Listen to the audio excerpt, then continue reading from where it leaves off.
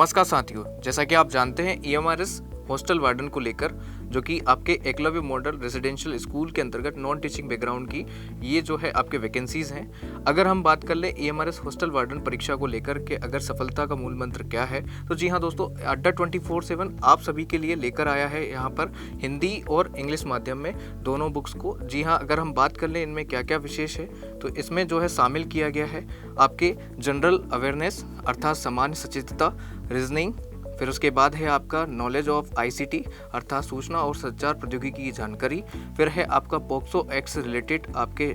Topics, फिर उसके बाद है आपका एडमिनिस्ट्रेटिव एप्टीट्यूड अर्थात प्रशासनिक अभियोग्यता, और बात कर लें जनरल हिंदी और जनरल इंग्लिश।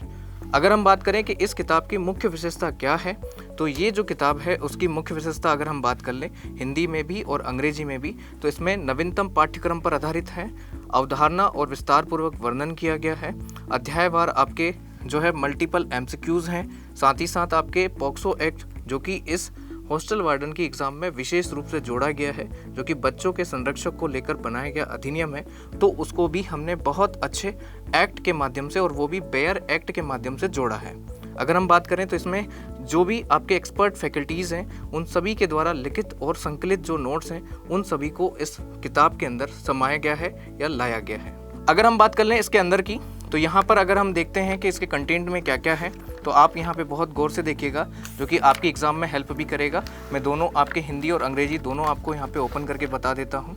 कंटेंट्स की अगर हम बात करें तो आपके पार्ट यानी आपके इस पूरे टॉपिक्स को पूरा जो आपके अगर हम कहें हॉस्टल वार्डन में जो भी आपका सिलेबस है उस सिलेबस को हमने 6 पार्ट में विभाजित किया है। अगर मैं बात कर लूँ, आपका पहला जो पार्ट है वो है जनरल अवेयरनेस यानी सामान्य सचेतता से है, जिसका अगर हम कहें कि आपका 10 नंबर का इसमें वेटेज होता है। और अगर हम बात करें तो इसमें वर्ल्ड हिस्ट्री, इंडियन हिस्ट्री, आपके geography, world geography, Indian geography, आपके इकोनॉमी, आपके पॉलिटी और सामान्य विज्ञान जो है आपके पूछा जाता है, वो सारी बातें इसमें इंक्लूड की गई हैं। बात कर ले पार्ट 2 में आपका रीजनिंग एंड नंबर एबिलिटी है अर्थात तर्क शक्ति एवं संख्यात्मक योग्यता है, जिसमें अगर हम बात करें तो रीजनिंग के सभी चैप्टर्स को इंक्लूड किया है और इसका जो वेटेज आपके एग्जाम में है वो 20 नंबर का आपका वेटेज है। अगर हम बात करें इसके पार्ट 3 की, तो पार्ट 3 में आपका कंप्यूटर सिस्टम्स हैं अर्थात आईसीटी यानी जिसे हम कहते हैं इंफॉर्मेशन एंड टेक्नोलॉजी कहा जाता है। इंफॉर्मेशन एंड टेक्नोलॉजी की अगर हम बात कर लें तो इसका वेटेज आपके एग्जाम में इसका भी 20 नंबर का वेटेज आपका बिल्कुल दर्शाया गया है। अगला अगर हम बात करें तो यहाँ पर पार्ट 4 जो कि आपका पॉक्सो एक्ट से संबंधित है, जो कि बालकों के शोषण और साथ ही साथ उनके संरक्षण की बात करता है और जिसमें कई प्रकार के अधिनियम आपके दर्शाए गए हैं, जो कि इस एग्ज़ाम में इवन किसी भी एग्ज़ाम के लिए एक नया टॉपिक होता है और एक नया सिलेबस होता है। तो यहाँ पर आपके हिंदी और अंग्रेजी दोनों माध्यमों में इस पॉक्सो एक्ट का विस्तार से वर्णन किया गया है। अगर हम बात करें एग्ज़ाम में इसका वेटेज कितना है, तो इसका 10 नंबर का आपका वेटेज होगा। अगला जो आपका टॉपिक है वो है पार्ट 5 जो कि है एडमिनिस्ट्रेटिव एप्टीट्यूड, जिसे कहते हैं प्रशासनिक योग्यता कहा जाता है। इसमें आपका NCPCR अर्थात national commission for child right protections है ना, ये इसके पूरे दिशा निर्देश और छात्रावास से संबंधित नियम बताए गए हैं। साथ ही साथ में बड़ी संख्याओं में छात्रों को संभालना और बच्चों का रिकॉर्ड प्रबंधन करना, ये अगर एग्जाम में पार्ट 5 का अगर वेटेज की बात कर लें तो ये टोटल जो है आपका 30 नंबर का वेटेज रखता है।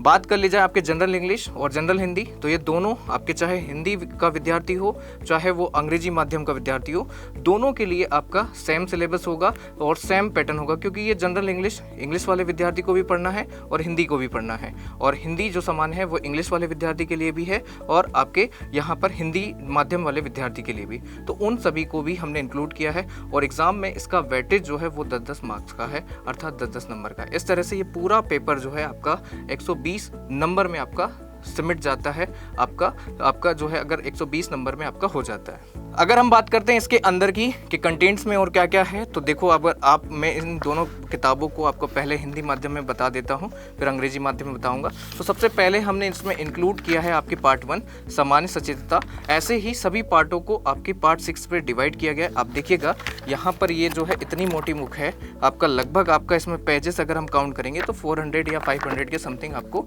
दिखेगा। ठीक है, यहाँ पे अगर मैं एक बात करूँ तो ये जो है आपका पहला आपका पार्ट स्टार्ट हो गया, जिसमें आपका वर्ल्ड हिस्ट्री के बारे में लिखा है, जो आपके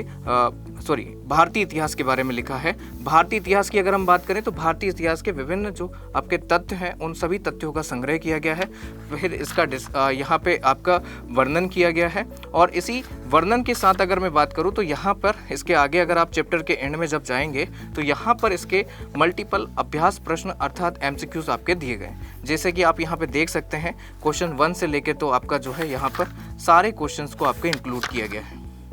100 नंबर ऑफ क्वेश्चंस तक। तो इस तरह से मल्टीपल MCQs और एग्जाम्स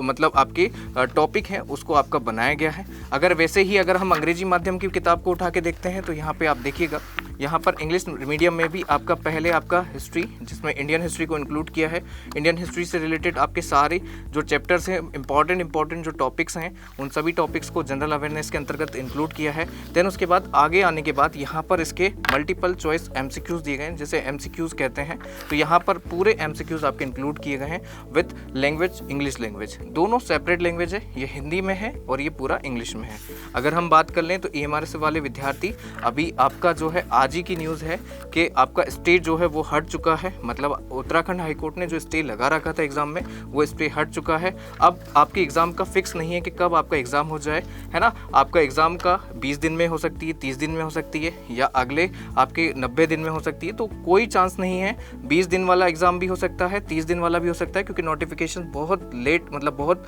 आपका पहले आया था और अब जो नोटिफिकेशन जो आने वाला है वो बहुत जल्दी आने वाला है। तो आई थिंक सो आपकी एग्ज़ाम में चार चांद लगाने के लिए हमने दोनों माध्यम में, है ना, ये इंग्लिश और साथ ही साथ में हिंदी माध्यम दोनों माध्यम में लिया गया है। अगर मैं इस बुक की प्राइस की अगर आपको बात बताऊं तो यहाँ पर आप जब इसके पिछले पृष्ठ पर जाएंगे, दोनों किताबों का अगर पिछला पृष्ठ देखेंगे आप तो यहाँ पर इनकी जो प्राइस है वो हिंदी माध्यम के लिए 499 है और इंग्लिश माध्यम के लिए 549 है। अगर आप यहाँ पे इन बुक को परचेज करते हैं और वो भी अड्डा 247 के जो है ऑनलाइन एप्लीकेशंस पर भी और साथ ही साथ में गूगल क्रोम पर जब आप अड्डा 247 लिखकर सर्च करते हैं इन बुकों को तो वहाँ से आप अगर इसे परचेज़ करते हो, डिस्क्रिप्शन में इसकी लिंक भी दी गई होगी कि कैसे आप परचेज़ करिएगा और किस लिंक की सहायता से आप सीधे आप जो है ऐप तक पहुँचिए और साथ ही साथ इसको परचेज़ करिए। तो उसके माध्यम से आप इसे परचेज़ कर सकते हैं और इसमें अगर आप कूपन कोड अप्लाई करते हैं Y790 और पीछे S लगाते हैं और उसको अप्लाई करके अपनी पूरी डिटेल्स को आपका फील करके इस बुक को ऑर्डर कर सकते हैं। ये बुक आपके फ्री ऑफ डिलीवरी है, मतलब इसमें कोई डिलीवरी चार्ज नहीं है और इसमें साथ में कैश ऑन डिलीवरी का ऑप्शंस बिल्कुल भी नहीं है। तो आपको पेमेंट ऑनलाइन मोड से करना पड़ेगा और साथ ही साथ ये दोनों बुक्स जो है आप मंगा सकते हैं, अंग्रेजी माध्यम वाला विद्यार्थी अंग्रेजी माध्यम के लिए और हिंदी वाला विद्यार्थी हिंदी माध्यम के लिए। धन्यवाद।